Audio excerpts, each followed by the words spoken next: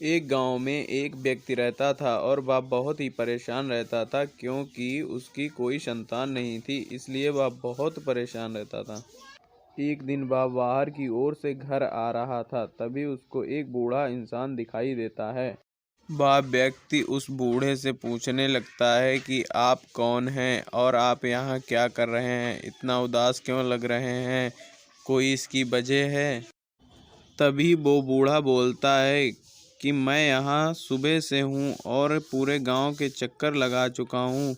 मुझे बहुत तेज भूख लगी है और मैंने हर घर में जाके देखा और सबसे बोला, लेकिन किसी ने कुछ खाने को नहीं दिया। इतना सुनने के बाद वो बूढ़े को अपने घर ले जाता है और बैठने के लिए कहता है, और उसकी बात सुनकर वह बूढ़ा व्यक्ति बैठ जाता है और कहता है धन्यवाद। और वो व्यक्ति बोलता है कि धन्यवाद की कोई ज़रूरत नहीं, ये हमारा फ़र्ज़ है। तभी उन दोनों की बातें सुनकर उनकी पत्नी वहाँ आ जाती है। और वह पूछने लगती है, ये कौन है जी? अरे ये बाबा गांव के बाहर वाले पेड़ के पास बैठे हुए थे और बहुत ही उदास लग रहे थे, तो मैंने इनसे पूछ लिया कि आप इतना उदास क्यों हो। तभी इन्होंने बताया कि मुझे बहुत तेज़ भूख लगी हुई है, तभी मैं इनको यहाँ ले आया। और उसकी पत्नी बोलती है, ठीक है आप बैठिए, मैं आपके लिए कुछ खाने के लिए लाती हूँ। तभी उसकी पत्नी खाने पीने के लिए ले आती है और बोलती है कि आप लोग खा तभी लीजिए। उसका पति बोलता है, हाँ हाँ खाइए और बेझिझक खाइए, अगर कोई कमी हो तो और बता देना। अपना ही घर समझकर खाइए आप, कोई चिंता की बात नहीं है। खाने के बाद वह व्यक्ति बहुत ही उदास उठता है। तभी वह व्यक्ति बोलता है कि मैं पूरे दिन से गांव में भटक रहा हूँ और किसी ने कुछ खाने को नहीं दिया।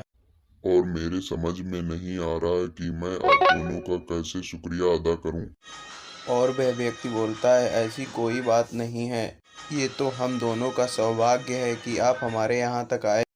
और वह व्यक्ति उन दोनों से बोलता है कि आप दोनों को वो खुशियां मिलें जो आप चाहते हो। तभी वह व्यक्ति बोलता है कि हमारे पास भगवान का दिया सब कुछ है, बस एक संतान की कमी है। उनकी बात सुनकर वह बूढ़ा व्यक्ति बोलता है कि जल्द ही आपके घर में किलकारी गूंजेगी। तभी वह व्यक्ति बोलता है कि बहुत बहुत धन्यवाद आपका। तभी वह बूढ़ा व्यक्ति बोलता है, अच्छा मैं चलता हूँ, आप दोनों का बहुत बहुत धन्यवाद हमारी इतनी सेवा करने के लिए।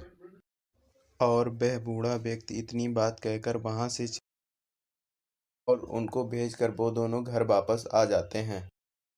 तभी काफ़ी टाइम के बाद उस व्यक्ति की बात सच हो जाती है और उन दोनों को पुत्र की प्राप्ति होती है।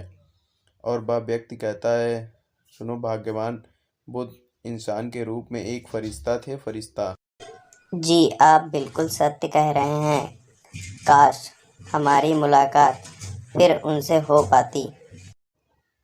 और पुत्र की प्राप्ति से वे दोनों बहुत ही खुश होते हैं। और इस कहानी से आप लोगों को क्या सीख मिलती है कि कभी किसी भूखे को खाना खिलाने से आपके घर में कमी नहीं होती।